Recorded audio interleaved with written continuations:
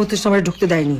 জিয়া যখন নিহত হলো এরপরে সাত্তার সরকার অর্থাৎ বিএনপি সরকার ক্ষমতায় 12 জুন 32 নম্বর আমার কাছে হস্তান্তর করবে। ধুলাবাড়ি ময়লার সমস্ত ভরা জায়গা, রক্তের দাগ সব ওখানে আমার কাছ থেকে সই করালো 72 পাতা। বললাম আমি আইনজীবী দ্বারা করবো, বাড়িতে তো মার্ডার হয়েছে, না সেটা হবে না। তারপরে প্রচার, কত শতকরি সোনা দানা পাওয়া গেছে, এই পাওয়া গেছে। আমরা হ্যাঁ পাওয়া তো যাবে, আমরা তো ভেসে আসা পরিবার না। আজকে আবার অগ্রণী ব্যাংকে তালা ভেঙেছে, কেন তালা ভাঙলো? চাবি তো আমার কাছে, আমি তো এখনো জীবিত আছি। তা আমি যেখানে এখনো জীবিত আছি আর মামলায় কেবল একটা রায় দিয়েছে, এই রায়ের সব ধাপ তো শেষও হয়নি, তার আগেই কেন হাত দেবে? এটা তো ডক্টর মোহাম্মদ ইউনূসের ব্যাংক ডাকাতি, সে লোক দিয়ে ব্যাংক ডাকাতি করছে, সেখান থেকে সব সোনা দানা বের করে এত ভরি। আমরা হ্যাঁ ভরি তো থাকবেই।